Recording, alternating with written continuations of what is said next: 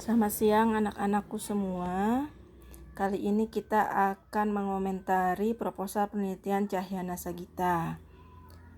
Untuk pertama kita lihat di awal judul. Jika judul itu ataupun tulisan manapun yang memiliki bahasa asing harus menggunakan italik. Untuk judul harus dirombak kembali dulu yang dimaksud dengan pengaruh experiential marketing itu seperti apa. Nanti kita dengar penjelasannya. Di sini saya sudah memperlihatkan apa saja yang harus diperbaiki. Nanti kita akan bahas per bab, ya. Untuk sementara kita lihat dulu ke latar belakang.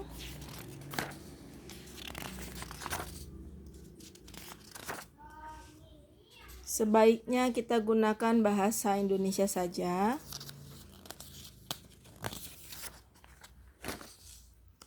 Tidak boleh dengan kata bila, andai, dan kata sambung dengan di awal kalimat.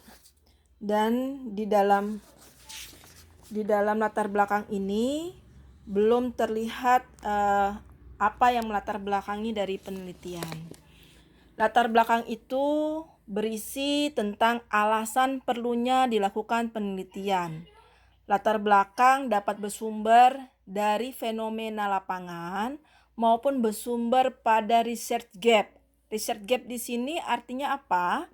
Research gap yaitu ada perbedaan antara riset-riset sebelumnya. Nah, nanti di situ bisa kita jadikan sebagai acuan kenapa dilakukan penelitian ini. Kita lihat kembali ke identifikasi masalah. Jadi dalam latar belakang tadi, kita kembali lagi dalam latar belakang tadi harus berisi uraian tentang gejalanya didukung dengan data yang berasal dari sumber yang objektif dan dapat dipercaya.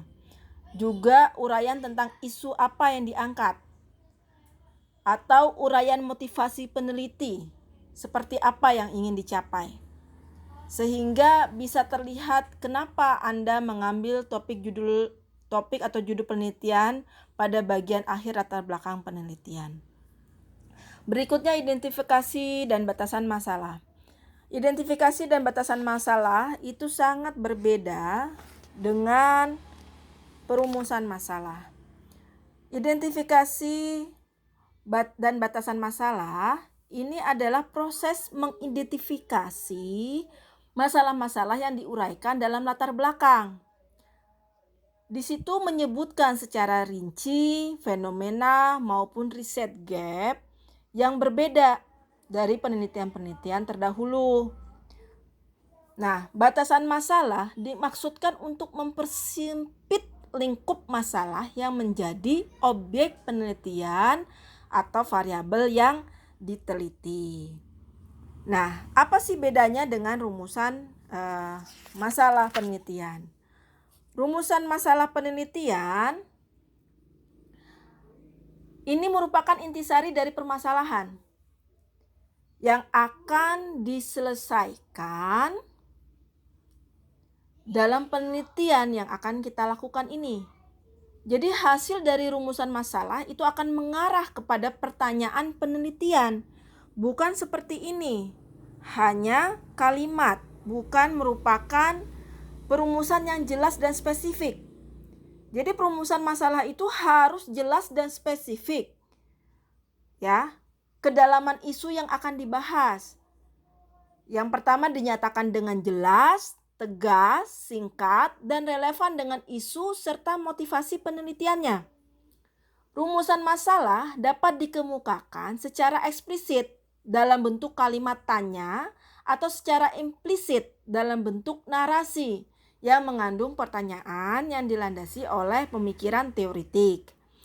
Jika terdapat beberapa masalah yang akan dikaji, maka sebaiknya diberi penomoran sehingga nantinya akan mempermudah dalam analisis data dan pembahasan. Sedangkan Cahyana Sagita ini terbalik ya. Yang di perumusan masalah tidak ada, narasinya juga tidak ada, bahkan yang seharusnya ada di identifikasi masalah itu ditaruhnya di identifikasi masalah, seharusnya mungkin di perumusan masalah. Karena tujuan dari penelitian, kita ke tujuan penelitian, ini adalah ingin mencapai apa yang dilakukan dalam penelitian ini, dan itu adalah menjawab daripada pertanyaan penelitian itu sendiri, ya. Untuk menyatakan tujuan penelitian, maka peneliti itu harus merujuk pada rumusan masalahnya. Jadi kalau jumlah perumusan masalah ada 3 butir, maka tujuannya pun ada 3 butir. Baik. Manfaat penelitian berikutnya adalah itu adalah kontribusi kita. Kontribusi kita yang dapat dihasilkan setelah penelitian selesai dilakukan. Ini sudah bagus, ada manfaat untuk penulis, akademis, praktis atau empiris. Baik, untuk bab 1 demikian dulu. Berikutnya kita nyambung ke bab 2.